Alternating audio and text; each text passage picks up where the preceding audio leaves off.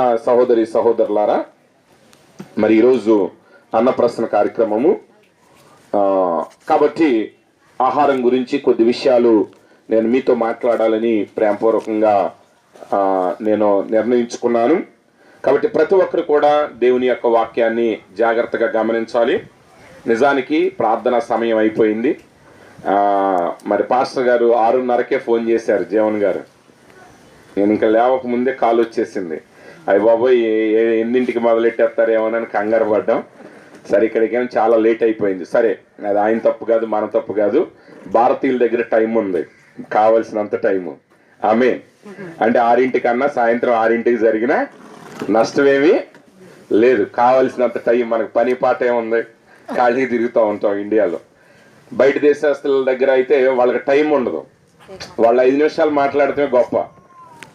ఆమె మనమైతే ఇక మొత్తం చెదలు పట్టేదాకా కూర్చొని లేవం. కాబట్టి అది మన దేశం పొరపాటు. సరే, దాన్ని పక్కన పెడదాం. సరే, ఏది ఏమైనప్పటికీ ఇది చాలా సంతోషకరమైన సమయం. హల్లెలూయా. కాబట్టి ఈ సమయంలో మరి అన్నప్రశ్న కార్యక్రమం. సరే, నిజానికి చాలా కార్యక్రమాలని మనం కల్చర్ అంటే సంస్కృతి అంటారు. కల్చర్ వేరు, ఆచారం వేరు, పారంపర్యాచారాలు వేరు, మతం ద్వారా వచ్చే పద్ధతులు వేరు. అయితే భారతదేశంలో ఒక సమస్య ఏర్పడిందంటే అన్నీ కలిసిపోయినాయి, కిచిడీలాగా. అన్నీ కలిసిపోవటం వలన ఇందుట్లో ఏది పారంపర్యాచారమో, ఏది మతమో, ఏది కల్చరో, లేకపోతే ఏది ఈ ప్రాంతానికి సంబంధించిందో అని చెప్పగలిగింది ఏమీ లేదు. కాబట్టి ఏమవుతున్నాయి అంటే, ఇశ్రాయేలీలు ఐగుప్తు దేశాన్ని విడిచినప్పుడు ఐగుప్తు దేశంలో నుంచి వారు వచ్చేటప్పుడు వాళ్ళతో పాటు ఒక మిశ్రిత జనాంగం వచ్చేసారంట. అంటే అక్కడ కలుపుకున్న పిండి, అక్కడ కలుపుకున్న ఆచారాలు, అక్కడ కలుపుకున్న పద్ధతులు, అక్కడున్న దేవతలు, అవన్నీ కూడా వాళ్ళతో పాటు ప్రయాణం చేసేసి క్షేమంగా వాళ్ళందరినీ కూడా వాగ్దాన దేశానికి తీసుకొచ్చి పెట్టేశారు. ఆమె కానీ నిజానికి దేవుడు వాగ్దాన దేశాన్ని ఇచ్చింది ఎవరికంటే ఇశ్రాయేలీల పిల్లలకి మాత్రమే. అంతేగాని వాళ్ళతో పాటు వచ్చే మిశ్రిత జనాంగానికి, వాళ్ళతో పాటు వచ్చే అన్ని దేవతలకి వాగ్దాన దేశాన్ని ఇవ్వలేదు. కానీ వీళ్ళ వెనకాల వాళ్ళు కూడా వచ్చి పడ్డారు. వాళ్ళందరూ కూడా వచ్చి పడ్డారు. కాబట్టి ఏం జరుగుతుందంటే, అక్కడ మిశ్రితం అనేది ఎప్పుడు జరిగిందో అక్కడ దాంట్లో నుంచి జీవం రాదు. సరే, ఏది ఏమైనప్పటికీ సరే, భారతదేశంలో అన్నప్రశ్న కార్యక్రమాన్ని చేస్తారు. చాలా దేశాల్లో ఈ కార్యక్రమం లేదు. అందుకే దీన్ని ఇంగ్లీష్లో చెప్పడానికి కూడా దీనికి ఒక పదం లేదు. కాబట్టి దీన్ని ఎవరికైనా ఇంగ్లీష్ వాళ్ళకి ఎవరికైనా చెప్పాలంటే, ఏంటి బాబు అన్నప్రశ్న కార్యక్రమం అన్నాడు అనుకోండి, ఫస్ట్ ఫీడింగ్ అనో ఏదో ఈ కల్తీ ముక్కలు బట్లర్ ఇంగ్లీష్ లాగా చెప్పాల్సిందే. కానీ ఇంగ్లీష్లో దీనికి పదం ఏమీ లేదు. యాక్చువల్గా అక్కడ బైబిల్ ఏమని చెప్తుందంటే, ఇస్సాకు పాలు విడిచిన దినమున విందు చేశాడు. దాన్ని మనం అన్నప్రశ్నకి కలిపేశాం. ఇంకా అన్నం పెట్టిన అప్పుడే పాలు మానరుగా, పాలు ఆధారం అంటారు అన్నం. కాబట్టి సరే, ఏదో జస్ట్ కొంచెం టచ్ అప్ చేసి లింకులు కలుపుకుంటూ వచ్చేసాం. సరే, ఓకే. అవన్నీ నేను ఎక్కువగా మాట్లాడటం నాకు ఇష్టం లేదు. కానీ ఒక విషయాన్ని మాత్రం మనం ఇక్కడ చాలా జాగ్రత్తగా గమనించాలి. ఆహారం అనేది మానవుడికి అవసరం. ఆమె ఆహారం అనేది మానవుడికి అవసరం. ఆహారం అనే దాన్ని దేవుడు మానవుడికి ఎప్పుడు ఇచ్చాడంటే, మానవుడు పతనం కాకముందే దేవుడు ఆదాముకి ఆహారాన్ని పెట్టాడు. అందుకే ఆదాముని అవ్వను సృష్టించిన తర్వాత వారిని ఏదేను తోటలో వారికి పెట్టి వాళ్ళకి ఏమన్నాడంటే, ఈ తోటలో ఉన్నటువంటి వృక్ష ఫలాలన్నీ మీరు భుజించవచ్చు. ఆమె అంటే వాళ్ళు బ్రతకాలంటే ఏం కావాలి? వాళ్ళకి ఆహారం కావాలి. అయితే దేవుడు వారికి ఒక మాట చెప్పాడు. ఏమని చెప్పాడంటే, ఈ తోటలో ఉన్న ఏ వృక్ష ఫలాన్నైనా మీరు నిరభ్యంతరంగా భుజించవచ్చు, కానీ అక్కడ మంచి చెడ్డలు తెలివినిచ్చేటువంటి వృక్షం ఉంది, ఆ ఫలాన్ని మాత్రం మీరు తినకూడదు. తిను దినమున నిశ్చయంగా నీవు చచ్చదు అన్నాడు. అంటే మానవుడి యొక్క జీవము ఆహారంతో కలపబడి ఉన్నది. ఆమె ఏ మతం అయినా, ఏ వ్యక్తి అయినా, ఈ ప్రపంచంలో ఉన్న ఎన్ని మతాలున్నా, ఎన్ని మతాల నాయకులున్నా, వాళ్ళందరికీ బ్రతకడానికి ఏం కావాలి? ఆహారం కావాల్సింది. తిండి వద్దనే మతం ఏది లేదు ఇక్కడ ప్రపంచంలో. ఉందండి? అసలు ఏం తినొద్దు మనం అని చెప్పే మతం ఏమీ లేదు. ఎందుకంటే ఈ శరీరానికి శక్తినిచ్చేది, ఈ శరీరాన్ని జీవింపచేసేది, ఈ శరీరాన్ని ఆరోగ్యవంతంగా ఉంచేది, ఈ శరీరంలో నువ్వు సంతోషంగా ఉండేటట్టు చేసే శక్తి దేంట్లో ఉందంటే అది ఆహారంలోనే ఉంది. కాబట్టి మొట్టమొదటిగా దేవుడు వారికి ఆహారాన్ని ఇచ్చాడు. అయితే అదే ఆహారంలో ఏ ఆహారం తింటే మానవుడికి జీవం కలుగుతుందో, ఏ ఆహారాన్ని తింటే మానవుడికి మరణం కలుగుతుందో మొట్టమొదటిలోనే ఆ ఆహారం ఇచ్చేటప్పుడే దేవుడు ఆదామునికి హెచ్చరిక చేశాడు. హల్లెలూయా. కాబట్టి ఇక్కడ మనం చాలా జాగ్రత్తగా గమనించాలి. ఏదో తినటం అంటే కడుపు నింపుకోవటం కాదు. ఆమేన్. మొన్న ఈ మధ్య నేను జింబాబ్వే వెళ్ళాను. ఆ జింబాబ్వే వెళ్ళినప్పుడు అక్కడ ఆ భోజనం దగ్గర ఇక్కడ మనం చాలా జాగ్రత్తగా గమనించాలి. ఎందుకంటే క్రైస్తవ్యం అనేది జస్ట్ ఆశీర్వదించి వెళ్ళిపోవటం కాదు, అది క్రైస్తవ విధానం కాదు. క్రైస్తవ విధానం అంటే ఏంటి? దేవుని యొక్క వాక్యం ఏం చెప్తుంది? దేవుడు ఆదాముతో చెప్పాడు, ఏ ఆహారమైనా తిను, ఏ ఫలమైనా నువ్వు తిను, నీకు ఏది నచ్చితే తిను, నీకు కావాల్సింది తిను, రుచిని బట్టి తింటావో దాని రూపాన్ని బట్టి తింటావో నీ ఇష్టం తిను, కానీ నువ్వేం తినకూడదు అంటే ఆ వృక్ష ఫలాన్ని, మంచి చెడ్డల తెలివినిచ్చే వృక్ష ఫలాన్ని నువ్వు భుజించొద్దు అని చెప్పాడు. మొన్న ఈ మధ్య మేము జింబాబ్వే వెళ్ళినప్పుడు అక్కడ ఒక పాస్టర్ గారు మాట్లాడుతూ అంటున్నాడు. ఆయన ఏమంటున్నాడు? ఆయన ఈ సంవత్సరమే భారతదేశం కూడా వచ్చి వెళ్ళాడు. ఆయన అంటున్నాడు, భారతీయులకి ఆహార విషయంలో చాలా నాలెడ్జ్ ఉంది, అసలు చదువు లేనోడు కూడా డాక్టర్తో సమానం. ఎందుకంటే వాడు భోజనం పెట్టి ఏదైనా తినపోయామనుకోండి, ఇదిగో ఈ కరేపాకు కంటికి మంచిది, ఇది ఎన్నుపూసకు మంచిది, ఇది లివర్కి మంచిది, ఇది నరాలకు మంచిది, ఇది కంటి సూపుకు మంచిది అని చెప్పేస్తా ఉంటారు. మేమైతేనేమో ఆనందంగా ఉండటానికి తింటాము, కానీ భారతీయులు మాత్రం ఆరోగ్యంగా ఉండటానికి తింటారు అన్నాడు. ఆమె. కాబట్టి నేను అడిగాను ఆయన్ని, వాళ్ళ భోజనపు బల్ల దగ్గర అసలు మంచినీళ్ళు బాటిలే ఉండదు, వాళ్ళకి మంచినీళ్ళే ఉండవు. అక్కడ కావలసిన ఫ్రూట్ జ్యూస్ నువ్వు లీటర్ డబ్బాలు పెడతారు, నువ్వు ఎన్ని లీటర్లు తాగినా బాధలేదు, కానీ మంచినీళ్ళు కనపడదు. నేను అడుగుతాను, బాబు మంచినీళ్ళు పెట్టండి అంటే వాళ్ళకి ఆశ్చర్యంగా ఉంటుంది. మంచినీళ్ళు ఎందుకు? అప్పుడు నేను అడిగాను, మీ దేశంలో ఎంతమంది కిడ్నీ జబ్బులు ఉన్నాయి అన్నా. అబ్బో మా దేశంలో అందరికి అయ్యానండి అన్నాడు. అందుకే అప్పుడు మీరు ఫ్రూట్ జ్యూసులు గిరాటేసేసి మీరేం పెడతారంటే మంచినీళ్ళ బాటిల్స్ పెట్టుకోండి, అప్పుడు మీకు ఉన్న సగం రోగాలు పోతాయి అని చెప్పాను. అంటే ఇక్కడ సమస్య ఏంటి? ఆనందంగా ఉండటానికి తింటాం అంటే ఆనందంగా ఉండడానికే తినాలి, అంటే రుచిగా ఉండాలి, కరెక్టే, అది శుభ్రంగానే ఉండాలి, కానీ అది జీవాన్ని ఇచ్చేది అయి ఉండాలి. ఆమె. కాబట్టి వాక్యం చెప్తుంది, దేవుడు పాత నిబంధన గ్రంథంలో చెప్పాడు, నువ్వు ఏది తినాలి, ఏది తినకూడదు, ఎప్పుడు తినాలి, ఎందుకు తినాలి. ఎందుకు చెప్పాడు దేవుడు వాక్యంలో? ఏది పవిత్రమైంది, ఏది అపవిత్రమైంది అని దేవుడు చెప్పాడు. నువ్వు ఏది పడితే తినకూడదు, ఏది పడితే అది మంచిదని అతి చేయకూడదు. బైబిల్ ఏం చెప్తుందంటే తేనె దొరికిందా అది తిను, కానీ ఎక్కువ తినవద్దు. ఆమేన్. అది వెక్కసం అయిపోద్ది నీకు. అంటే చాలా మందికి ఒక్కొక్క సమయంలో ఒక్కొక్క డాక్టర్లు లెగుస్తారు. ఒకడు వచ్చి అంటే నీళ్లు తాగితే మంచిదన్నాడు, ఉదయం నుంచి సాయంత్రం దాకా నీళ్లు తాగి హాస్పిటల్ పాలు అవుతాడు. ఇంకోటి వస్తాడు నెయ్యి తాగంటారు అంటాడు, ఆడు రోజు నెయ్యి తాగి ఆడ హాస్పిటల్కి వెళ్తాడు. ఇవన్నీ చూసి కొంతమందికి పెచ్చెక్కి అసలు ఏదో ఒకటి తిందాంలే, ఉంటాం, ఉన్నంతకాలం ఉంటాం, పోయే కాలం పోతాం అని చెప్పేసి ఏది పడితే తింటాడు, కడుపు నొప్పి తాగలేడు, వెళ్ళి హాస్పిటల్లో పడతాడు. అంటే దేవుడు ఆహారాన్ని ఎందుకు ఇచ్చాడు మానవుడికి? ఈరోజు అన్నప్రస్థం చేయబోతున్నారు. ఈరోజు చాలా మంది పిల్లల యొక్క ఆరోగ్యాన్ని చెడగొట్టేది తల్లిదండ్రులే. ఆమె. ఈరోజు పిల్లలకి మనం ఏం పెడుతున్నాం? ఒకసారి ఒక ఆర్టికల్ నేను చదివాను. మన ఆంధ్రప్రదేశ్ రాష్ట్రానికి జాతీయ పక్షి, రాష్ట్ర పక్షి ఏంటంటే పాలపెట్ట. పాలపెట్టలు ఎక్కువగా చచ్చిపోతున్నాయి అంట. కారణం ఏంటి అనే దానికి రీసెర్చ్ మీద వాళ్ళు చెప్పింది ఏంటంటే తల్లులే పిల్లల సాగుకు కారణం అవుతుంది. అదేంటి, తల్లి పిల్లల్ని ఎందుకు చంపుకుంటది? ఎందుకు చంపుకుంటది అంటే వాటికి కావలసిన ఆహారం దొరక్క ఇప్పుడు పురుగు మందులు పొలాల్లో దేనికైనా మనం మందు కొట్టడమే. గడ్డి పీకే ఓపిక ఎవడక లేదు కాబట్టి గడ్డికి కూడా ఒక మందు, అన్నిటికీ ఒక మందు, ఆకలి వేయటానికి ఒక మందు. ఆ బెళ్ళేసుకుంటే నీడికి ఆకలేస్తుంది, అప్పుడు తింటాడు, తిన్న తర్వాత అరగటానికి ఒక మందు, అప్పుడే అది అరుగుద్ది, అరిగిన తర్వాత అది బయటకు రావడానికి ఒక మందు, అది ఎత్తేనే అది బయటకు వస్తుంది, తర్వాత అరిగిన రక్తంలో కలవటానికి ఒక మందు, అన్నిటికీ మందులే. ఇప్పుడు ఏమవుతుంది?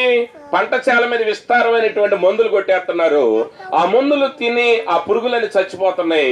దీనికి ఎక్కడ తిండి దొరక్క చచ్చిపోయిన పురుగుని తీసుకొచ్చి ఏం చేస్తుంది? తల్లి పిల్లలకి పెడుతుంది. ఇప్పుడు పిల్లలు చచ్చిపోతున్నారు. ఇప్పుడు ఇంట్లో వంట ఉండే ఓపిక ఎవరికి లేదు. ఆమె. ఎందుకంటే వాళ్ళకి టైం కూడా లేదు. ఎందుకంటే స్త్రీ ఇంట్లో పనిచేసి పొలం పనికి వెళ్ళి ఆ అమ్మాయి మళ్ళీ ఆఫీస్ పనికి వెళ్ళి చేయాలంటే స్త్రీ చేయలేదు.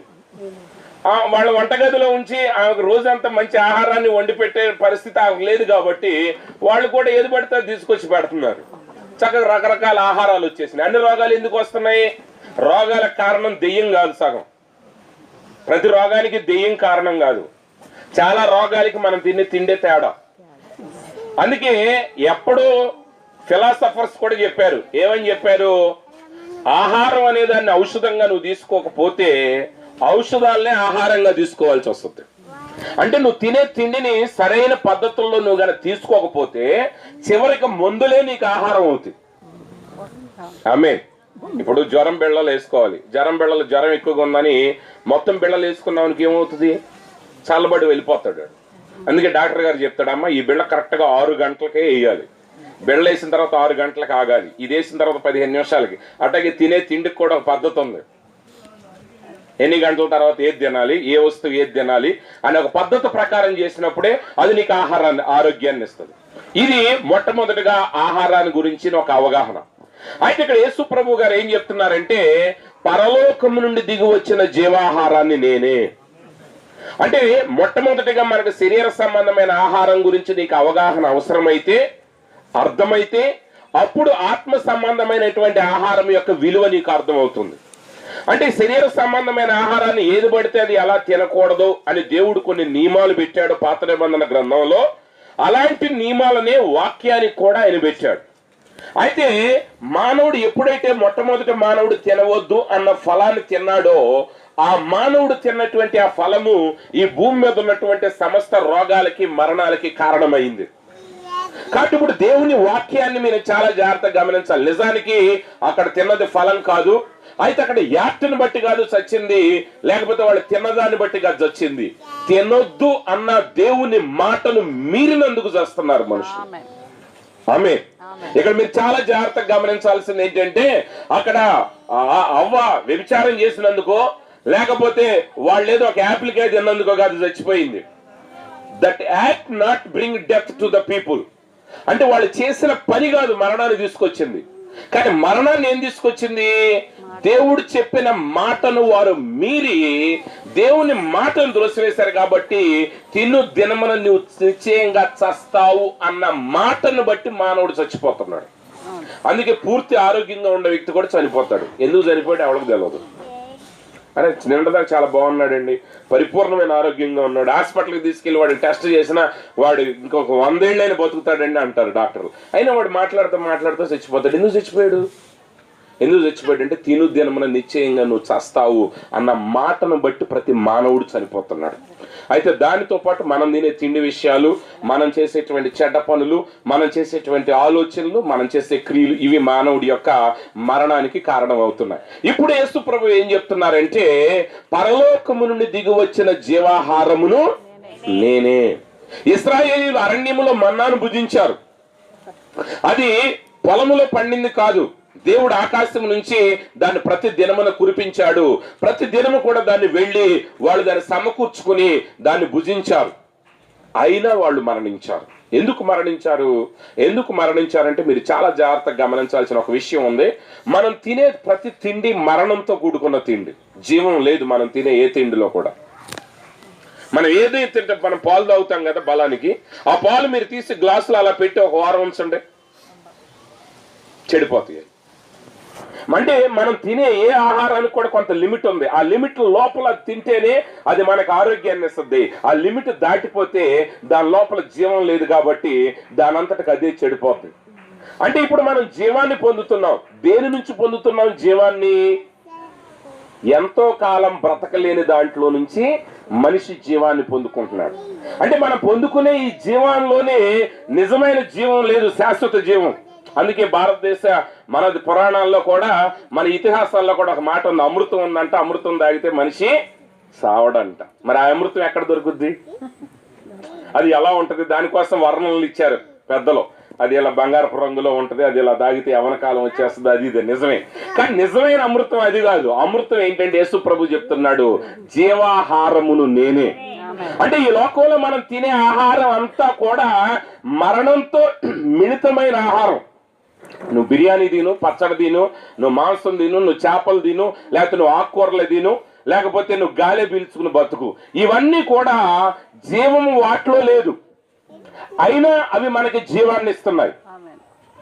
ఆమె అర్థమవుతుందండి?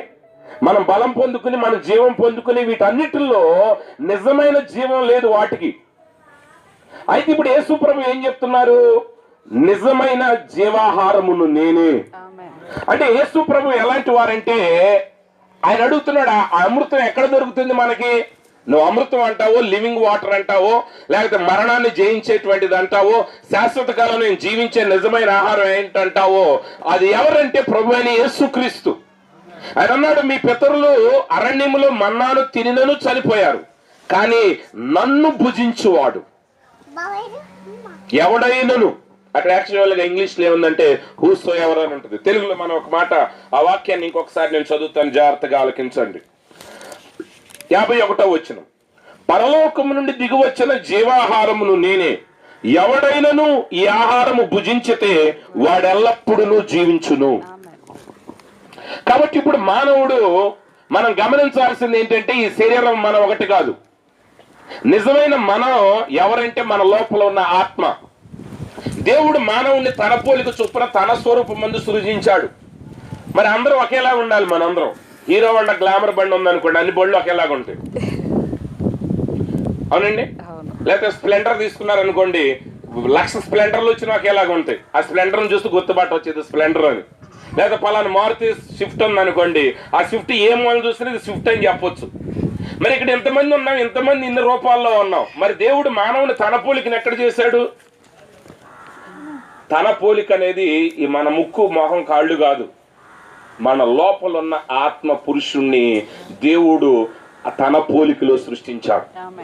కాబట్టి ఇప్పుడు ఈ ఆత్మ పురుషుడు యొక్క జీవం అంటే ఏంటి?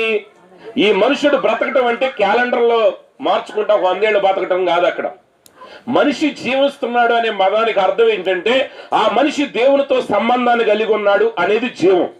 ఒకవేళ ఒక మనిషి దేవునితో సంబంధం లేదనుకోండి, బైబిల్ ఏం చెప్తుందంటే, సుఖభోగములు యందు జీవించినది బ్రతికియుండి చచ్చిన దానితో సమానం. కొంతమంది అంటారు, ఈడు ఉన్నా లేదండి పోయినట్లు లెక్క ఈడు మాకు. కొంతమంది అంటారు, మావాడు వెళ్ళిపోయినా సరే అండి మాకు అన్ని మంచి మార్గాలు చేసిపోయి. మొన్న ఒక ఇంటికి వెళ్ళాను నేను, ఒక పాస్టర్ గారు చనిపోతే ఆ పాస్టర్ గారి ఇంటికి పలకరించడానికి వెళ్తే అక్కడ కొన్ని సాక్ష్యాలు చెప్తున్నారు. ఆ పాస్టర్ గారు ఎప్పుడో చేసిన ప్రసంగం, ఆయన ఏదో ఫోటో చూసి ఒకటి ఆత్మహత్య చేసుకోవాల్సినోడు ఆగిపోయాడంట. అంటే ఇప్పుడు ఇంకో ఆయన అంటున్నాడు, అంటే ఆయన చనిపోయి కూడా ఇంకా ఆయన పరిచర్య చేస్తున్నాడు, కొనసాగిస్తున్నాడు ఆయన. ఇంకొంతమంది ఉంటారు, ఆడు బతికే ఉంటారు. వాళ్ళ ఇంటికి వెళ్ళి అడిగామనుకోండి, మావాడు చచ్చిపోయినట్లు లెక్కండి, ఆడు బతికినా ప్రయోజనం ఏమీ లేదు అండి అంటాం. అంటే ఇక్కడ బ్రతుకు, జీవం, మరణం అంటే ఏంటి? జస్ట్ గుండె ఆడటం కాదు. ఈ లోపల ఉన్నటువంటి ఆత్మ పురుషుడికి దేవునితో మనం ఎంతవరకు సంబంధాన్ని కలిగి ఉన్నాడు. కాబట్టి ఆ నశించిన దాన్ని వెతక రక్షించడానికి యేసు ప్రభు ఈ లోకానికి దిగొచ్చాడు. కాబట్టి యేసు ప్రభు ఏం చెప్పారంటే వాక్యంలో, మనుషుడు రొట్టె వలన మాత్రమే కాదు గాని దేవుని నోట నుండి వచ్చు ప్రతి మాట వలన జీవిస్తాడు. అంటే ఇప్పుడు మానవుడికి శరీరానికి సంబంధించిన ఆహారం ఎలా పెట్టాలో అందరికి తెలిసిపోయింది. పాలు పెట్టాలి, నెయ్యి పెట్టాలి, ప్రోటీన్స్ పెట్టాలి, కార్బోహైడ్రేట్స్ పెట్టాలి, నాన్ వెజ్, ఆ వెజ్, ఈ వెజ్, రకరకాల ఆహార పదార్థాలు, ఖరీదైన ఆహార పదార్థాలు. అమెరికా ఉన్నవాడేమో ఇండియా నుంచి రైస్ తీసుకెళ్తాడు అనకాపల్లి నుంచి, అనకాపల్లిలో ఉన్నవాడేమో అమెరికా నుంచి రప్పిస్తాడు స్పెషల్ రైస్. ఈ రెండు ఆఫ్రికాలో తయారవుతాయి. కానీ ఏదైనా బతకడానికి మాత్రం ఖరీదైన ఆహారం తీసుకొస్తాడు వీడు. మరి ఆత్మ సంగతి ఏంటి? ఆత్మకు మాత్రం ఏ చెత్త పడితే ఆ చెత్త పెట్టేస్తాడు. డిస్కో డ్యాన్సులు, సినిమాలు, ఇవన్నీ ఏది పడితే ఏదో ఇంటా ఉంటారు. యేసు ప్రభు ఏమన్నాడంటే, మీరు ఎట్టి మాటలు వినిచున్నారు జాగ్రత్త కలిగి ఉండండి. మీరు ఆకలితో ఉన్నారని ఏది పడితే అది పెడితే మీరు తింటారండి? కడగల ప్లేట్లో తీసుకొచ్చి మీకు బిర్యానీ పెట్టాను, హైదరాబాద్ బిర్యానీ మీ ముందే ఓపెన్ చేసి పెట్టాను, కానీ ప్లేట్ కడగలేదు. తింటారా మీరు? తినరు. ఎందుకని? ఆహారం మంచిదే కావచ్చు, కానీ అక్కడ శుభ్రత లేదు. అలాగే మరి నువ్వు ఏ మాటలు పడితే ఆ మాటలు ఎందుకు వింటున్నావు? న్యూస్ పెట్టామనుకోండి, వార్తాపత్రికలు చూసామనుకోండి, సీరియల్స్ చూసామనుకోండి, ఏం జరుగుతున్నాయి? ఈరోజు భారతదేశం అంతా కూడా, ప్రపంచం అంతా కూడా చాలా భయంకరమైన పరిస్థితులు జరుగుతున్నాయి. దీనికి కారణం ఏంటి? కొన్ని ప్రాంతాల్లో మనం పేపర్లో చదువుతూ ఉంటాం ఫ్లోరైడ్ సమస్య. అంటే అక్కడ నీళ్ళల్లో ఫ్లోరైడ్ అనేటువంటి ఒక కెమికల్ ఉండటం వల్ల వాళ్ళ ఎముకలన్నీ గుల్లబారిపోతాయి. మొన్న మధ్య ఉద్దానం అనేది ఒక ఊరు గురించి, శ్రీకాకుళంలో ఒక ఊరు ఉంది, ఆ ఊరు గురించి పేపర్స్ లో బాగా పడింది. ఆ ఊళ్ళో ప్రతి వాడికి కిడ్నీ జబ్బులు వస్తున్నాయంట. కారణం ఏంటంటే వాళ్ళు తాగే నీరు మంచిది కాదు. అంటే నువ్వు తాగే నీరు మంచిది కాకపోతే అది ఆ ప్రాంతంలో ఉన్న వాళ్ళందరికీ రోగాలు తీసుకొస్తుంది. అందుకే కొన్ని ప్రాంతాల్లో ఒక రోగం ఆ ప్రాంతంలో ఉన్న వాళ్ళందరికీ ఉంటుంది. కారణం ఏంటంటే అది వాళ్ళు పీల్చే గాలి, వాళ్ళు తాగేటువంటి నీరు, వాళ్ళు తినేటువంటి ఆహారం, వాళ్ళ ఆచారాలు అవన్నీ. అంటే ఇప్పుడు వాళ్ళ ఆరోగ్యాలు మార్చాలంటే ఏం చేయాలి? వాళ్ళకి మందులు ఇస్తే సరిపోదు, వాళ్ళ అలవాట్లు ఆచారాలు మార్చాలి. అలాగే ఒక మానవుడు జీవితాన్ని జీవించాలి అంటే, ఒక మానవుడు సంపూర్ణమైన జీవాన్ని కలిగి ఉండాలంటే, ఒక మానవుడు నిత్య జీవాన్ని కలిగి ఉండాలంటే, ఈ లోకంలో జీవించినంత కాలం తన సృష్టికర్త అయినటువంటి దేవునితో సంబంధాన్ని కలిగి దేవుని పోలిక చొప్పున దేవుని బిడ్డవాళ్ళు ఈ లోకంలో జీవించాలి అంటే, ఈ శరీరాన్ని విడిచిన తర్వాత ఆ వ్యక్తి పరలోక రాజ్యానికి చేరాలి అంటే ఆ వ్యక్తి తినేటువంటి ఆహారం సరైనది అయి ఉండాలి. ఆ ఆహారం ఏంటి? వాక్య ఆహారం అయి ఉన్నది. ఈరోజు ప్రజలు ఏం తింటున్నారో వాళ్ళకే తెలియట్లేదు. నేను మొన్న జింబాబ్వే వెళ్ళినప్పుడు అక్కడ నేను మార్క్ గారు వెళ్ళాం వరంగల్ నుంచి. తర్వాత ఇంకా వేరే దేశాల నుంచి ఇంకొంతమంది పాస్టర్లు వచ్చారు. ఈరోజు మీకు మీ దేశం వంట చూపిస్తామండి అని చెప్పి అక్కడ ఒక హోటల్కి తీసుకెళ్లారు. ఆ హోటల్ పేరు ఢిల్లీ ప్యాలెస్. ఆ ఢిల్లీ ప్యాలెస్ లో మేము బిర్యానీకి ఆర్డర్ చేసాం. బిర్యానీ కోసం వెయిట్ చేస్తుంటే వాడు తీసుకొచ్చి బిర్యానీ పెట్టిన తర్వాత వాడు ఇంకా తీసుకురావట్లేదంటని చూస్తున్నాం మేము. అది ఎలా ఉందంటే మాడిపోయిన చెక్కలో ఈ కొబ్బరి చట్నీ చేస్తారు చూసారు, మాడిపోయింది కొబ్బరి చట్నీ, ఆ పొడిలా అది అక్కడ పెడితే ఇంకా ఏంటో ఇది చట్నీ తీసుకొచ్చాడు బిర్యానీ రావట్లేదని నేను చూస్తున్నా. వాడు చెప్తున్నాడు ఇది చికెన్ బిర్యానీ, ఇది మటన్ బిర్యానీ అని. అంటే వాడెవడో చెప్పేదాకా మాకు బిర్యానీ అర్థం కాలేదు. మేము అడిగాం ఏంటి ఇది బిర్యానీ అంటే, ఇది బిర్యానీ. అప్పుడు నా పక్కన మార్క్ గారు అరిసాడు, మేము హైదరాబాద్ నుంచి వచ్చాం, మేము హైదరాబాద్ బిర్యానీ తింటాం, బిర్యానీ మొహమ్మద్ ఎలా ఎవడో వంటోని పిలవమన్నాం. వంటోడు వచ్చాడు, ఇది హైదరాబాద్ బిర్యానీ, ఇండియా బిర్యానీ అంటే వాడు అన్నాడు ఇది జింబాబ్వే బిర్యానీ అన్నాడు. నేను అన్నాను అయితే బోర్డు మార్చేసాయి, ఢిల్లీ ప్యాలెస్ అని మళ్ళీ మేము వచ్చినప్పుడు కనపడితే మీ దేశం మీద వేస్తాం కేసు. ఆమె నీ హోటల్ మీద కాదు వేసేది, మీ దేశం మీద కేసేస్తాం. పేరు మార్చుకో, లేదా సరిగా వంట చేయటం నేర్చుకో అని. ఏదో మాడిపోయిన చెక్కలు అక్కడ పెట్టి హైదరాబాద్ బిర్యానీ అంటే అది. ఈరోజు ఏదో 4 మాటలు యేసుప్రభు అని ముందానక వెనకాల హల్లెలూయా అని 4 మాటలు అనేటి వల్ల అది క్రైస్తవం అయిపోతుంది. అంత వాక్యానుసారం అయిపోతుంది. ఉప్మా వండేటప్పుడు మీరు అందుట్లో బిర్యానీ ఆకులేస్తే అది బిర్యానీ అవదండి. ఆమె ప్రతిదీ వాక్య ప్రకారం. ఏం జరుగుతుంది క్రైస్తవ్యంలో? ఏం వాక్యం వింటున్నారు? ఎలాంటి వాక్యం వింటున్నారు? ఆ వాక్యం నీ జీవితాన్ని మార్చగలుగుతుందా? ఆ వాక్యం నీ జీవితాన్ని సరైన మార్గంలో నడిపిస్తుందా? ఆ వాక్యం నిన్ను లోకం నుంచి బయటికి తీసుకొస్తుందా? ఆ వాక్యం దేవుని మీద నీకు మంచి అభిప్రాయాన్ని కలిగేటట్టు చేస్తుందా? ఆ వాక్యం నిన్ను పరలోకానికి సిద్ధపరుస్తుందా లేదా అనేది నువ్వు గమనించాలి. జ్వరానికి వచ్చినప్పుడే నువ్వు 4 రోజులు టాబ్లెట్ వేసి జ్వరం తగ్గపోతే నువ్వు ఆ టాబ్లెట్లు అనుమానిస్తావు, లేదా డాక్టర్ను అనుమానించి ఇంకో డాక్టర్కి వెళ్తావు. కానీ వాక్యం దగ్గరికి వచ్చేసరికి వాక్యాన్ని భుజిస్తున్నారు, వాక్యం వింటున్నారు. 24 గంటల ఛానల్స్, 100 ఛానల్స్ ఉన్నాయి క్రైస్తవ ఛానల్స్. 100 ఛానల్స్ లో 24 గంటలు వాక్యం మాట్లాడుతూనే ఉన్నారు. కానీ క్రైస్తవ్యంలో క్రీస్తు కనపడట్లే. ఎవడన్నా చెప్పాలి ఇది బిర్యానీ అండి, ఇది చికెన్ బిర్యానీ అండి, ఇది మటన్ బిర్యానీ. రేపు పొద్దున్న దేవదూతలు వచ్చి క్రైస్తవుల్ని తీసుకుపోవడానికి వచ్చినప్పుడు వాళ్ళకి ఎవరు కనపడతారు? మేము కానీ జింబాబ్వేలో తిన్న బిర్యానీలా కనపడదు. అంటే అప్పుడు ఒప్పుకోరు ఆయన. వాళ్ళకి అర్థం కాదు దేవదూతలకి ఎవరు క్రైస్తవులు, ఏరు క్రైస్తవులు. అరే ఏరు క్రైస్తవులు అంటే ఏంటండి? మా ఊరు నిండా సంఘాలే. కొన్ని ఊళ్ళల్లో సంఘాలు ఎలా ఉంటాయి అంటే షాపింగ్ కాంప్లెక్స్ లాగా ఉంటాయి. అన్ని సంఘాలే, ఇదొక సంఘం ఇదొక సంఘం ఇదొక సంఘం. అన్ని సంఘాల్లో నిండా జనాలు ఉంటారు. అందరూ ఉదయం నుంచి సాయంత్రం దాకా పాడుతూనే ఉంటారు. మళ్ళీ ఆదివారం పోతే సోమవారం అందరూ సినిమా హాల్లోనే ఉంటారు. అందరూ ఒకటి మీద ఒకటి కత్తులు దూసుకుంటానే ఉంటారు. అందరూ ఒకరి మీద ఒకరికి వ్యతిరేకమైన స్వభావాలు కలిగే ఉంటారు. అందరూ ఇంక ఇక్కడే ఉండిపోదామని అనుకుంటారు. మరి ఏది నువ్వు తినే ఆహారం ఏంటి? యేసు ప్రభు చెప్పాడు, పరలోకం నుండి దిగి వచ్చిన జీవాహారాన్ని నేనే.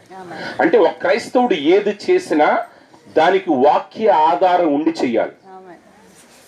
ఆమె వాక్యం లేకపోతే క్రైస్తవుడు చేయకూడదు. వాక్యం లేకపోతే క్రైస్తవుడు ముందుకి నడవకూడదు. క్రైస్తవుడు దేన్ని భుజించాలంటే దేవుని వాక్యాన్ని భుజించాలి. ఆ వాక్యం మానవుడికి ఏం చేస్తుందంటే జీవాన్ని ఇస్తుంది. అందుకే సామెతల గ్రంథంలో వాక్యం ఏం చెప్తుందంటే, నాకు ఎక్కువ సమయం లేదు, మిమ్మల్ని ఇబ్బంది పెట్టడం కూడా నా ఉద్దేశం కాదు, ఒక వాక్యం చదివి వినిపిస్తాను. సామెతల గ్రంథం 5వ అధ్యాయం, క్షమించండి 4వ అధ్యాయం 20వ వచనం. నా కుమారుడా, నా మాటలను ఆలకింపుము, నా వాక్యములకు నీ చెవియొగ్గుము, నీ కన్నుల ఎదుట నుండి వాటిని తొలగిపోనీయకము, నీ హృదయమందు వాటిని భద్రము చేసుకొనుము, దొరికిన వారికి అవి జీవమును వారి సర్వ శరీరమునకును ఆరోగ్యమును ఇచ్చును. కాబట్టి life and healing are in the word of God. ఒక పక్షవాతం కలిగి 38 సంవత్సరాల నుంచి బెతస్తా కోనేటి దగ్గర అప్పుడు పడి ఉన్నాడు. యేసు ప్రభు వాడికి టానిక్ ఇవ్వలేదు, ఎంఆర్ఐ స్కాన్లు ఇవ్వలేదు, లేకపోతే ప్రార్థన నూనె ఇవ్వలేదు, ఏమేమలేదు, నీ పరుపెత్తుకుని పోమ్మన్నాడు. అంతే. అసలు రోగం గురించి ఏమైనా మాట్లాడాలి. ఆయన ఏమన్నాడు, పరుపెత్తుకుని ఇక్కడి నుంచి నువ్వు వెళ్ళి అవి మాటలు ఎవరికి దొరుకుతాయో అవి అతనికి జీవమును అతని సర్వ శరీరమునకు ఆరోగ్యమును అనుగ్రహించును. నువ్వు కన్నా 100 ఏళ్ళు బ్రతకాలంటే, నువ్వు 100 ఏళ్ళు ఆరోగ్యంగా బ్రతకాలి అంటే అది బూస్ట్ లోనో కాంప్లైన్ లోనో లేదు. ఆమె చాలా మంది బూస్ట్ కాంప్లైన్ తోనే బతుకుతున్నాం అనుకుంటారు. అంటే ఆ పదాలు వాడని ఇంకా చాలా తింటారులేండి జనాలు, అంటే వాళ్ళ దృష్టి దాని మీద ఉంటది. కానీ జీవం అనేది దేవుని వాక్యంలో ఉన్నది. Healing is in the word of God. దేవుని వాక్యానికి ఎక్కువ సమయం ఇవ్వాలి. అసలు ఎక్కువ కాదు, సమయం అంతా దేవునికి వాక్యానికి ఇవ్వాలి. ఈరోజు శరీరానికి ఆహారాన్ని పెడుతున్నారు శ్రీమంత్కి, కానీ ఆత్మకి కూడా జీవాహారాన్ని ఇవ్వవలసిన బాధ్యత మీదే. బ్రాండ్ చూసి కొనమాకండి ఆమె, ఎందుకంటే బ్రాండ్కి లోపల ఉన్న దానికి సంబంధమే లేదు. ఈరోజు ప్రపంచంలో దొరికే ఆహార పదార్థాలు అన్ని నకిలీ ఆహార పదార్థాలు. నాకు అయినా చదివితే అన్నం కూడా తినలేం, పచ్చి పులిస్తే శ్రేష్టమైంది, అదే కల్తీ ఉండదు. కానీ ఈరోజు వాక్యం సరే శరీరం కాబట్టి అది ఎలాగో ఈ లోకంలో ఎంత బాగా ఆరోగ్యవంతుడైనా 100 ఏళ్ళు దాటి 120 ఏళ్ళు దాటి 150 ఏళ్ళు దాటి ఎలాగో బ్రతకడం. బ్రతికిన వ్యక్తి కూడా 965 ఏళ్ళు దాటి చనిపోయాడు ఆయన కూడా. కానీ శాశ్వతమైన ఆత్మ సంగతి ఏంటి, దాని విషయంలో మనం ఎంత శ్రద్ధ తీసుకుంటున్నాం అనేది ఇక్కడ చాలా ప్రాముఖ్యం. ఆ శాశ్వతమైన జీవాన్ని నుంచి అమృతం మరేదో కాదు, యేసు క్రీస్తు. ఆయనే ప్రతి ఒక్కడి పాపం నిమిత్తమై కల్వరి శిలువలో ఆయన మరణించాడు. ఎవరైతే ఆయన యందు విశ్వాసం ఉంచుతారో, యేసు ప్రభు చెప్పాడు, నా మాటలు విని నన్ను పంపిన వాని యందు విశ్వాసం ఉంచువాడు నిత్య జీవము గలవాడు. నువ్వు ఈ వాక్యాన్ని వినాలి, ఈ వాక్యాన్ని నమ్మాలి, ఈ వాక్యాన్ని ప్రతి విషయంలో నువ్వు నమ్మాలి. ఆ వాక్యాన్ని నువ్వు నమ్మి విశ్వసించినప్పుడు ఆ వాక్యం నీకు ఏం చేస్తుందంటే నిత్య జీవాన్ని ఇస్తుంది. అది ఈ లోకంలో నువ్వు ఎదుర్కొనే ప్రతి పోరాటానికి విజయాన్ని ఇస్తుంది. ఈ లోకాన్ని దాటిన తర్వాత ఆ నిత్యుడైనటువంటి ఆ దేవుని యొక్క నివాస స్థలమైనటువంటి ఆ పరలోక రాజ్యములో యుగ యుగాలు ఆయనతో ఉండే ధన్యతను నీకు ఇస్తాయి. కాబట్టి శ్రీమంతుకి కేవలం ఈ ఆహారం మాత్రమే కాదు. నేను మరలా చెప్తున్నాను, మీకు నచ్చినా నచ్చకపోయినా సంస్కృతి వేరు, పారంపర్యాచార్య వేరు, పద్ధతులు వేరు, వాక్యాలు వేరు. వాటిని మీరు గ్రహించినంత కాలం మనిషి చేరవలసిన దైవత్వం యొక్క గమ్యానికి చేరలేడు. ఆచారాలు పక్కన పెట్టండి, సంస్కృతులు పక్కన పెట్టండి. ద రియల్ కల్చర్ దేవుని వాక్యమే. ప్రపంచంలో ఒక జాతి ఉంది, ఇశ్రాయేలీల జాతి. వాళ్ళు ఉన్నది 3% మాత్రమే ప్రపంచ జనాభాలో. కానీ ప్రపంచ జనాభాలో మనం ఈరోజు వాడే వస్తువులన్నిటిలో 90% వస్తువులు కనిపెట్టిన వారు ఆ 3% ఉన్నటువంటి ఇశ్రాయేలీలు. నోబెల్ ప్రైజ్ లో 90% వాళ్ళకే వచ్చినాయి అంట. ఎందుకని? ఎందుకు యూదుడు జీవాన్ని ఇవ్వగలడు? ఈరోజు మీరు వాడే మెడిసిన్స్ కానివ్వండి, మీరు వాడే ఇంగ్లీష్ మెడిసిన్స్ కానివ్వండి, హోమియోపతి మెడిసిన్ కానీ, మీరు వాడే కంప్యూటర్, మీరు వాడే సెల్ ఫోన్స్, మీరు వాడే కార్లు, మనం వాడే కరెంటు, మనం వాడే కళ్ళజోడు, లేకపోతే మనం వాడేటువంటి వాచ్, ప్రతి వస్తువు తయారు చేసింది యూదులు. వాడు అమెరికాలో ఉన్న, రష్యాలో ఉన్న, జర్మనీలో ఉన్న దేశాల పేర్లు మారిన తయారు చేసింది ఒకే ఒక జాతి, యూద జాతి. అది దానికి కారణం ఏంటో తెలుసా? వాళ్ళ కల్చర్. ఏంటంటే వాళ్ళ కల్చర్ దేవుని వాక్యం. ఆమేన్. ఈరోజు నీ జీవితం కూడా ఎక్సెప్షనల్ గా ఉండాలనుకుంటే, నీ జీవితం కూడా ఉన్నతమైన స్థానానికి ఎదగాలనుకుంటే, నీ జీవితం కూడా అనేక మందికి ఆశీర్వాదకరంగా ఉండాలి అనుకుంటే, నీ జీవితంలో కూడా నువ్వు నిత్య జీవాన్ని కనుగొనాలంటే there is only one culture. That culture is the word of God. ఒకే ఒక సంస్కృతి ఉంది, ఒకే ఒక ఆచారం ఉంది, ఒకే ఒక పారంపర్యాచారం ఉంది మనకి. ఆ పారంపర్యాచారం, ఆ సంస్కృతి, ఆ పద్ధతి సమస్తము దేవుని వాక్యమై ఉన్నది. ఆ వాక్యమే పరలోకం నుండి దిగి వచ్చిన జీవాహారం. ఆ వాక్యానికి మీ హృదయంలో చోటివ్వండి.